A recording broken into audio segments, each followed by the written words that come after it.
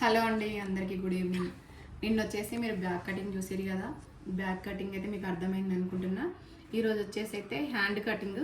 ఎందుకంటే మీకు మొత్తం ఒకటేసారి చూపిస్తే అక్క ఇది అర్థం కాలేదు, అది అర్థం కాలేదు అనేసి మీరు వెతుక్కొని కటింగ్ నేర్చుకునే బదులు ఇలా మీకు పార్ట్ వైజ్గా కటింగ్ చేసి చూపించిన అనుకోండి, మీకు క్లియర్గా అర్థమవుతుంది.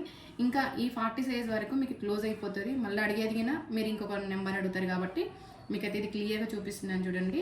ఇది పెద్దవాళ్ళ సైజ్ బ్లౌజు, అంటే 40 సైజు, 50 ఇయర్స్ ఎబో ఉన్న వాళ్ళ సైజు. ఇది మనకి ఏజ్ని బట్టిగిన నెక్స్ గిన వస్తాయి, ఏజ్ని బట్టిగిన షోల్డర్ వస్తుంది, ఏజ్ని బట్టిగిన ఇంకా బ్లౌజ్ మొత్తం మోడల్ చేంజ్ అవుతుంటుంది. ఇది పెద్దవాళ్ళ సైజు యూనెక్ బ్లౌజ్ వచ్చేసి. ఇదైతే బ్యాక్ నిన్న ఎలా ఉందో మీకైతే అర్థమైంది అనుకుంటున్నాను కదా. దాన్ని బట్టి అయితే హ్యాండ్స్ కటింగ్ చేస్తున్నాను చూడండి. నిన్న ఆర్మ్ రౌండ్ వచ్చేసి 17 ఇంచెస్, ఎందుకంటే ఆర్మ్ రౌండ్ హ్యాండ్స్లోకి వచ్చేస్తుంది కాబట్టి.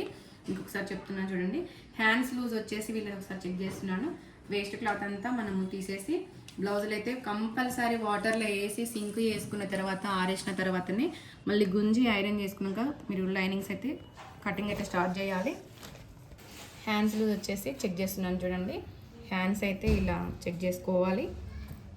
ఒక మార్కింగ్ అయితే చేశాను. ఇంకా హ్యాండ్ లెంత్ వచ్చేసి నేనైతే ఇంకా రెగ్యులర్గా కటింగ్ చేస్తాం కాబట్టి టక పెట్టుకుంటూ మార్కింగ్ పెట్టుకుంటూ కటింగ్ చేసుకుంటూ పోతుంటాము. కానీ వీళ్ళ హ్యాండ్స్ లెంత్ వచ్చేసి 9.5 ఉంది. ఇప్పుడు మనం ఒకసారి చెక్ చేద్దాం మనం పెట్టింది ఎంత ఉందో. 9.5 వచ్చింది. పావించు సీమ్స్కి అయితే తీసుకోవాలి. ఇంకా నిన్న చెప్పాను కదా హ్యాండ్ రౌండ్ అది ఆర్మ్ రౌండ్ వచ్చేసి 17 ఇంచెస్ ఉందనేసి. 17 ఇంచెస్ దగ్గర ఆర్మ్ రౌండ్ ఉంది కదా. హ్యాండ్ డౌన్ అయితే మనము 3 ఇంచెస్ అయితే తీసుకుంటున్నాను. 3 ఇంచెస్ దగ్గర మనకి ఆర్మ్ రౌండ్కి వచ్చేస్తుంది. ఆర్మ్ రౌండ్ కంటే హ్యాండ్ రౌండ్ దగ్గర ఒక 1 ఇంచ్ తక్కువ తీసుకోవాలి. 3.5 నుంచి ఇక్కడ నుంచి ఇక్కడ వరకు 3.5 మార్కింగ్ చేశాను చూడండి.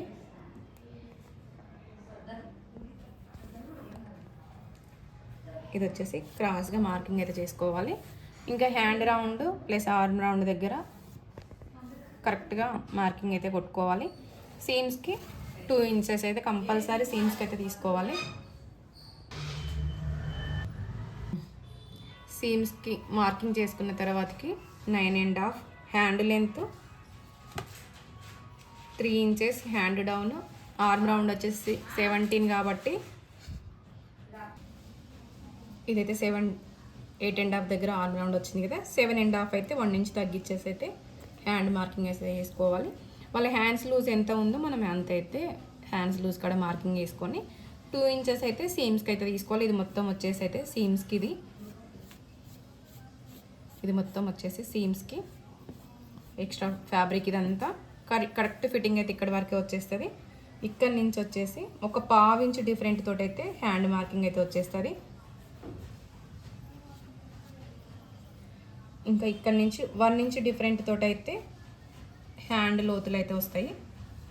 ఇదిగిన మళ్ళీ 1 ఇంచ్ కటింగ్ దగ్గరికి అయితే ఫిట్టింగ్ లోపలికి 1 ఇంచ్ లోపలికే ఇక్కడ నుంచి అయితే ఇలా హ్యాండ్ లోతులు అయితే 1/2 ఇంచ్ తేడాతో అయితే కట్ చేసుకోవాలి.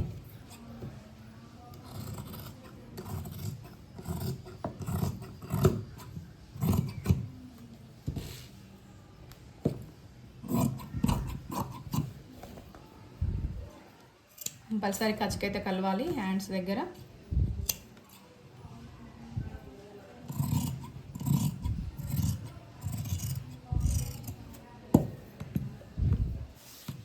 హ్యాండ్స్ కటింగ్ అయితే ఇది హ్యాండ్స్ 4 ఫోల్డింగ్స్ వస్తాయి కదా. 9.5 లెంత్,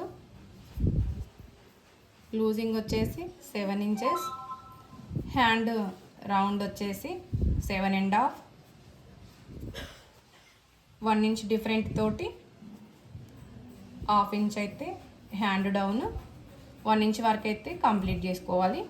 2 ఇంచెస్ అయితే సీమ్స్కి అయితే బ్లౌజ్ బ్యాక్ ఎట్లా వచ్చిందో హ్యాండ్స్కి అలానే రావాలి. కటింగ్ అయితే అర్థమైంది అనుకుంటా. అందుకే ప్రతి వీడియోగా మీరు స్కిప్ చేయకుండా చూడండి. కొత్త వాళ్ళైతే సబ్స్క్రైబ్ చేసుకోండి, లైక్ చేయండి. మీ వాళ్ళు ఎవరైనా టైలర్స్ ఉంటే కింద షేర్ చేయండి. ఓకేనా? ఓకే, బాయ్ అండి. ఈరోజు వీడియో అయితే ఇంతే.